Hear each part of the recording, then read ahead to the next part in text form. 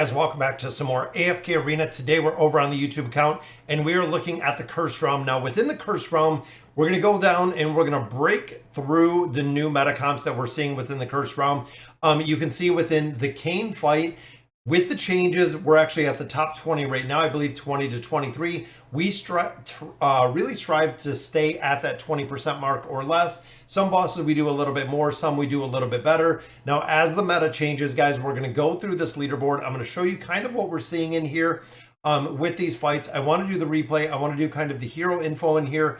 Now, looking at this one, guys, we have Hodgkin in here with the Awakened version of Baden, which we know the Awakened version of Heroes, guys, making a huge difference, 8.59 billion. Mortis is in here for the buffs. We also do have Oden in here. Now, he is for the energy disintegration, but he is also for the crowd control aspect. And then, of course, the twins, they just really super cycle this with the energy. You'll see the twins actually ulting right down here in the very bottom. Boom. This will allow Baden to crowd control everyone, while Oden goes through and actually stacks everyone into a formation. And you'll see it right there, guys. Oscar is the only one out. Boom, right there goes either the ability or the teleport, putting Oscar everyone into this little circle. Now, in addition, guys, you can see we have Hodgkin in here again for that crowd control aspect. We also do have the combination of the owl. You notice the owl right here, the winged owl right here, putting in this little green aura that you see right below these heroes, increasing the haste they're doing. Now, this is a relatively expensive comp within here, which again is kind of moving into the meta. Hodgkin is actually a new addition to this one. Cursed Friends puts out a really cool guide, but even the one that came out last time for Dark Namora was out after the boss had already been completed, which is the reason why I do want to go through these and kind of take a look at the couple combinations. Now, this one, again, a new meta formation in here. We have Kanisa and Rook. We have Lorzen in here, of course, for the link to really share the damage. You can see we have Palmer and the Awakened version of Belinda in here, guys. So again, looking at the team and really breaking down the dynamic, also has Tamris in here. Now, Tamris, of course, is going to provide that attack buff. We have Palmer in here that is going to provide the attack buff, also going to do that damage amplification. We have Belinda in here. And the thing to note, guys, is we're only getting through 55 seconds or essentially 35 seconds of this battle. She is doing almost 11 billion damage in comparison to Thane doing 8.59. The Awakened version of Belinda, similar to what we see. And we had said this from the beginning, guys. Scarlet is a hero that is really going to destroy single target damage, absolutely, with her ultimate ability. When it comes to the multi-target damage, Belinda is really the go-to. Again, you can see 35 seconds in here, kicking out almost 11 billion damage, which I believe this is the biggest formation that we've seen within here, really just crushing damage. Then, of course, we have the dragon in here to amplify the damage that Belinda is doing. Lorzen for the link, again, with the damage amplification. We have Palmer in here for the buffs, Kanisa for kind of the roundup. And then, of course, we have Tamros right down here in the bottom for the buffs, also for that crowd control aspect. Now, looking at our third one, this is an old formation that we've actually seen. Now, the big thing with this one, guys, is you have to make sure within this formation that the original version of Talene is the strongest hero, guys. So you'll actually see Orthos ult. When Orthos ults, the original version of Talene will continue to move, which is the reason, boom, there she goes. That makes this effective. Now, if you don't have the original version of Talene built, again, a couple different formations will work in here, see what is available. But there are really two big factors in here, guys. Number one, you do have to have Orthos up to the 3 of 9 furniture for the time stop. You also do have to have Talene as the strongest hero within here. If Talene is not the strongest hero within this formation, either Nevi or Silas, either one of those will actually move when Orthos ults, which again mitigates Talene's damage almost in its entirety. Now, in addition to this, guys, because of the time stop ability and running the original version of Aziz in here, the energy regeneration actually continues when the time is stopped. So the energy regeneration, again, ultimate ability on Talene, guys, putting out a lot of damage within this formation. But again, looking at the 6.48 compared to almost the 11 billion damage, the Awakened version of Belinda is still absolutely crushing it in here. Now looking at our fourth team, again, a little bit change. This is heavy crowd control, which of course, look at that, 628 million damage healed, or healing there from the awakened version of Solus. Again, the awakened heroes we are seeing used a ton. Now within here, of course, Raku being the primary damage dealer, you also do have the crowd control or damage amplification with having Leonardo da Vinci built up. Now, Leonardo da Vinci, when he casts his ultimate ability, 9 of 9 Furniture, is going to lock the enemy team in frames. But in addition, it is going to give you the 45% damage amplification, which is what we are looking to do here. Joan is another hero, guys, running right to the back. Gonna provide a little bit of healing, but she is also going to provide buffs within this formation. I'm getting that plus 30 engraving on her. Very, very important.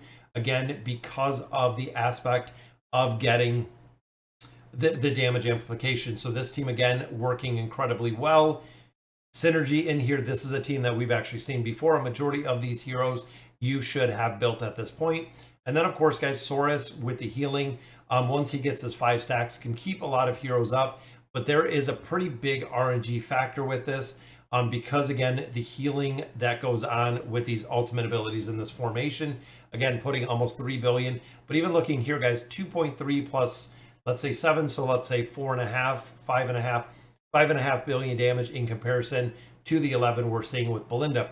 Now this one, again, looking at the formation, guys, look at where Vathiel is. This is the reason why we have been saying for, well, since he's probably been introduced, the Chad with Vathiel, absolutely a game changer when it comes to these formations, guys. Not only does he buff up Lucretia and the awakened version of Brutus, but he also provides an exceptional amount of damage that we're seeing here. Talisman literally just running around. And of course, fearing this team, guys, Talisman does have to be up to the 9 of 9, or built up to the level 9, or you're not going to see the crowd control aspect that you're seeing in here.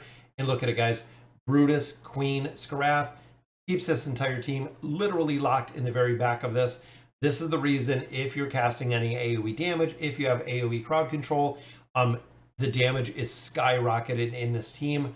Again, RNG factors on these kind of fights is pretty big. You have 1 or 2 heroes that actually get away from this formation. You're going to have it actually fall apart pretty quickly.